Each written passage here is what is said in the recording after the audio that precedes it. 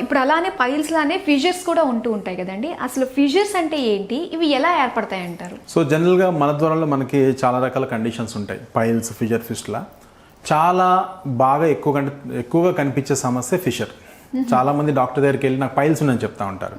But జనరల్గా ఒక 100 మంది కంప్లైంట్స్ మనం విన్నట్లయితే ఆ 100 మందిలో 90 మందికి ఉండేది ఫిషర్సే. ఎందుకంటే పైల్స్, ఫిస్టులాస్ అనేవి చాలా తక్కువగా ఉంటాయి. ముఖ్యంగా మన ఏపీ అండ్ తెలంగాణలో అయితే బాగా తక్కువ. కంపేర్డ్లీ మహారాష్ట్రలో మనకి పైల్స్ కానీ, ఈ మ్యూకోజల్ ప్రొలాప్స్ కానీ, రెక్టల్ ప్రొలాప్స్ కానీ చాలా ఎక్కువగా ఉంటాయి. సో ఫిషర్స్ అంటే ఏంటి? ఫిషర్ అంటే మనకి ఎట్లయితే అరికాల మీద పగులు ఏర్పడతాయో అదే విధంగా మలద్వారం దగ్గర ఉన్న గోడల మీద కూడా పగులు ఏర్పడతాయి. వాటిని ఫిషర్ అంటారు. అది మలద్వారం దగ్గర ఏర్పడుతుంది, దాన్ని ఫిషర్ ఇన్ యానో అంటారు. ఎందుకు ఏర్పడుతుంది? ఎందుకంటే ఈ మలద్వారం లోపల గోడలు చాలా పలుచగా ఉంటాయి. ఎప్పుడైతే మోషన్ హార్డ్గా రాయిలాగా పాస్ అవుతుందో, గట్టిగా పుష్ చేస్తామో అప్పుడు మలద్వారం లోపల గోడల మీద ఒత్తిడి ఏర్పడి కట్ ఏర్పడుతుంది. దాన్నే ఫిషర్ అంటారు. సో లక్షణాలు చూసినప్పుడు మనకి ఎలా ఉంటాయంటే, ముఖ్యమైన లక్షణం పేషెంట్ ఏం చెప్తాడంటే, నాకు మోషన్ వెళ్ళేటప్పుడు కోసుకపోయినట్టు పెయిన్ వస్తూ ఉంది, గ్లాస్తో కోసినట్టు పెయిన్ వస్తుంది, తరువాత మంట నాకు మధ్యాహ్నం దాకా ఉంటుంది. ఇది మెయిన్ సిమ్టమ్ అనమాట. సో పైల్స్లో ఇలా ఉండదు. పైల్స్లో వచ్చేసరికి నాకు కొంచెం మంటగా అనిపిస్తుంది అండి మోషన్ పాస్ చేసినాక అని చెప్తాడు, అది వేరు. బట్ ఫిషర్లో పెయిన్ చాలా ఎక్కువగా ఉంటుంది. దాంతోపాటు బ్లీడింగ్కి వచ్చేసరికి పైల్స్లో ఎలా ఉంటుందంటే బాగా సిరంజితో కొట్టినట్టు ఉంటుంది. బట్ ఫిషర్లో మోషన్ మీద గీతలాగా బ్లడ్ వచ్చింది, దాని తర్వాత 2-3 చుక్కలు పడ్డాయి. ఇది ఫిషర్ యొక్క లక్షణం. సో ఈ విధంగా ఫిషర్కి పైల్స్కి డిఫరెన్స్ ఉంటుంది అనమాట. ఓకే. అండ్ ఫిషర్లో ఏమవుతుందంటే ఫ్రీక్వెంట్గా ఏర్పడినప్పుడు మలద్వారం దగ్గర నుండి కండరాలు కొంచెం నేరో అయిపోతాయి, దగ్గరికి అయిపోతాయి అనమాట. దానివల్ల వాళ్ళకి మోషన్కి వెళ్ళాలంటే రోజు భయం వేస్తూ ఉంటుంది. ఎందుకంటే కట్ అవుద్దన్న అది తెలిసిపోయింది వాళ్ళకి. దాంతో మోషన్కి వెళ్ళాలంటే ఏం చేస్తారంటే ఆపేస్తూ ఉంటారు, మళ్ళీ వెనక్కి లాగుతూ ఉంటారు, మళ్ళీ పుష్ చేస్తారు. ఈవెన్ చిన్న పిల్లల్లో కూడా ఉంటుంది ఇది. చిన్న పిల్లలు లైక్ ఈవెన్ ఒక 2 years 3 years పిల్లల్లో కూడా వాళ్ళు పాలు తాగినప్పుడు ఏమవుతూ ఉంటుందంటే మామూలుగా ఈ బయట పాలు కానీ లేకపోతే ఈవెన్ కొన్నిసార్లు మామూలు మిల్క్ వల్ల కూడా కాన్స్టిపేషన్ ప్రాబ్లం ఉంటుంది పిల్లల్లో. దానివల్ల కూడా ఈ కట్స్ అయ్యి వాళ్ళు మోషన్ ఆపేస్తూ ఉంటారు. సో ఆ విధంగా పెద్దవాళ్ళలో కూడా మోషన్ కోసం వెళ్ళాల్సి వచ్చినప్పుడు భయపేసి దాన్ని ఆపేస్తారు. దానివల్ల ఇంకా స్టూల్ హార్డ్ అవుతుంది. దానివల్ల పేషెంట్కి ఏంటంటే severe cutting type of pain, burning, night పూట అన్నం తినదు ఇంకా వాళ్ళు. ఎందుకంటే మార్నింగ్ తినేసేస్తే మళ్ళీ మోషన్ పాస్ చేయాలి, పెయిన్ వస్తుంది అనేది వాళ్ళ మనసులో ఉండిపోద్ది అనమాట. సో కాబట్టి వాళ్ళు అట్లా వదిలేస్తారు. ఈ విధంగా ఆన్ అండ్ ఆఫ్గా వచ్చి పోతూ ఏమవుద్దంటే ఆ ఫిషర్ కింద భాగంలో చిన్న స్కిన్ పెరుగుతుంది అనమాట. సో చాలామంది ఏమందంటే ఆ బయట స్కిన్ చేతి తగలగానే పైల్స్ ఉన్నాయి అనుకుంటారు. But that is called sentinel pile or sentinel tag అంటారు. సో ఫిషర్లోనే అలాంటి కండిషన్ ఉంటుంది అనమాట. సో చాలామంది పేషెంట్స్ ఏంటంటే మా దగ్గరికి వచ్చినప్పుడు అదే చెప్తారు, మీ కంప్లైంట్ ఏంటంటే నాకు పైల్స్ ఉన్నాయంట. పైల్స్ కాదు, మీకు ఏమి ఇబ్బంది అవుతుందని అడుగుతాం పేషెంట్. అప్పుడు చెప్తారు నాకు మోషన్ వెళ్ళిన బ్లడ్ పడుతుంది, నొప్పి వస్తుంది. దాన్ని బట్టి మనకు డయాగ్నోజ్ అవుతుంది అనమాట. సో ఫిషర్లో కూడా మోషన్ వెళ్ళినప్పుడు కోసుకపోయినట్టు పెయిన్ రావడం, మంట ఉండడం చాలాసేపు దాకా, అండ్ దానిపైన గీతలాగా బ్లడ్ రావడం, పాలడిపై 2-3 చుక్కలు పడడం అనేది మనకి ఫిషర్లో కనిపిస్తూ ఉంటుంది. అయితే దీంట్లో 2 రకాలు ఉంటాయి, acute fissure, chronic fissure. Acute అంటే జనరల్గా రీసెంట్గా ఒక 6 weeks లోపే ఏర్పడ్డది అనుకోండి, దాన్ని ఎక్యూట్ ఫిషర్ అంటారు.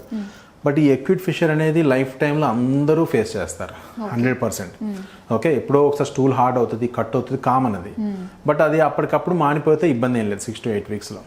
కానీ ఇయర్లో 2-3 సార్లు రిపీట్ అవుతుందంటే మాత్రం దాన్ని క్రానిక్ ఫిషర్ అంటారు. ఇంకా అంటే ఈ కట్తో పాటు బయట ఒక చిన్న చర్మం పెరుగుతుంది, దాన్ని క్రానిక్ ఫిషర్ అంటారు. ఆఫ్టర్ ప్రెగ్నెన్సీ చాలా కామన్. డెలివరీస్ తర్వాత, నార్మల్ డెలివరీస్ తర్వాత ఏమవుతుందంటే బాగా వేడి చేసిన పదార్థాలు పెట్టడము. ఓకే, ఈవెన్ నార్మల్ డెలివరీస్ తర్వాత ఆ ఏరియా అంతా కొంచెం బాగా సెన్సిటివ్గా ఉండడం వల్ల ఏమవుతుందంటే మోషన్ కోసం స్టూల్ హార్డ్ అవుతూ ఉంటుంది వాళ్ళకి. అప్పుడు ఈ ఫిషర్స్ అనేవి చాలా కామన్గా కనిపిస్తుంటాయి ఫీమేల్ పేషెంట్స్లో. ఎందుకంటే పోస్ట్ ప్రెగ్నెన్సీ మా దగ్గర చాలామంది ఫీమేల్ పేషెంట్స్ వస్తూ ఉంటారు. సో కాబట్టి ఫిషర్ అనేది చాలా కామన్ కంప్లైంట్. దీంతో పాటు మోషన్ హార్డ్గా రావడమే కాదు, ఒక్కొక్కసారి మోషన్స్ ఎక్కువసార్లు అయినా ఫిషర్ ఏర్పడుతుంది. అంటే లూజ్ మోషన్స్ ఒక 10 సార్లు అయినాయి అనుకోండి, చిన్నపిల్లల మోషన్స్ అయితే ఎలా అయితే మోషన్ వచ్చే మార్గం అంతే రెడ్గా అయిపోతుందో ఆ విధంగా పెద్దవాళ్ళకు కూడా కట్స్ ఏర్పడతాయి.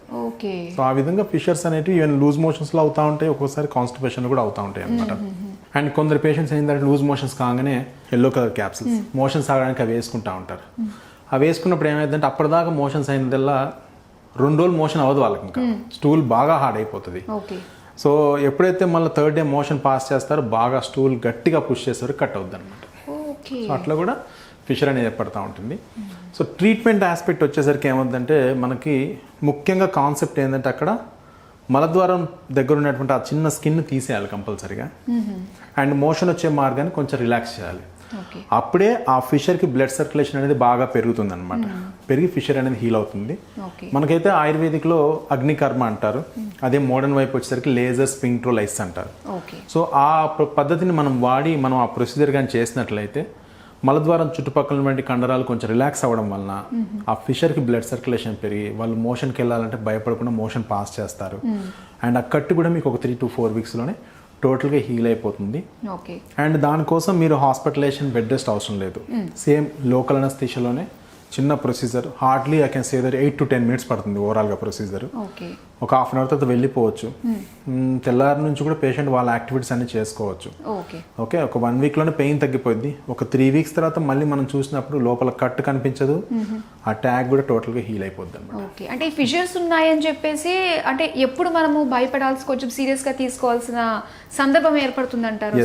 సో జనరల్గా మనకి ఎప్పుడైతే మనకి మోషన్ వచ్చే మార్గం ఉన్న కండరాలు బాగా బిగుసుకుంటాయో, ప్లస్ అక్కడ స్కిన్ అనేది బాగా పెద్దగా పెరిగిపోతుందో, అండ్ మోషన్ వెళ్ళాలంటే చాలా టైం స్పెండ్ చేయాల్సి వస్తుందో, మోషన్ వెళ్ళాలంటే భయం వేస్తుందో, అలాంటి కండిషన్లో కంపల్సరీగా డాక్టర్ దగ్గరికి వెళ్తే వాళ్ళు చూసి దాన్ని బట్టి డయాగ్నోస్ చేసి ప్రొసీజర్ అనేది అడ్వైజ్ చేయడం జరుగుతుంది. ఓకే, ఏదైనా కూడా మనకి ఎక్స్టర్నల్ గానే ట్రీట్మెంట్ ఉంటుందా అండి? ఇంటర్నల్ గా ఏమి? డెఫినెట్గా ఇంటర్నల్ గా కూడా ఉంటాయి కొన్ని రకాల మెడికేషన్స్. ఫర్ ఎగ్జాంపుల్ ఇందాక చెప్పాను కదా అక్యూట్ ఫిషర్ అని, అంటే రీసెంట్ గా ఏర్పడ్డది అనుకోండి, దానికి మనం కొన్ని రకాల ఆయుర్వేదిక్ మెడిసిన్స్ ఉంటాయి, కొన్ని రకాల చూర్ణాలు ఉంటాయి, మాత్రావస్థి అంటారు, కొన్ని రకాల ఆయుర్వేదిక్ మెడికేటెడ్ ఆయిల్స్ ఉంటాయి. వాటిని యానస్లోకి మనం ఇన్సర్ట్ చేసినప్పుడు ఏమవుతుందంటే ఆ మలద్వారం చుట్టుపక్కల ఉన్న కండరాలకి కొంచెం వదులు అనేది జరుగుతుంది అనమాట. దానివల్ల కూడా ఫిషర్ కొంచెం వరకు హీల్ అయిపోతుంది. కాబట్టి అన్నిటికీ సర్జరీస్ అవసరం లేదు, but based on the patient condition మనం చూసినప్పుడు డాక్టర్ గారు ఎగ్జామినేషన్ చేస్తే క్లియర్గా చెప్తారు మనకి ఏమైనా ప్రొసీజర్ అవసరమా, లేదు మనం కొంచెం వెయిట్ చేయాలనేది డాక్టర్ గారు చూసినట్లయితే క్లియర్గా చెప్తారు. ఓకే అండి, ఫిషర్స్ గురించి చాలా డీటెయిల్గా మాకు ఇన్ఫర్మేషన్ ఇచ్చినందుకు thank you so much. Thank you.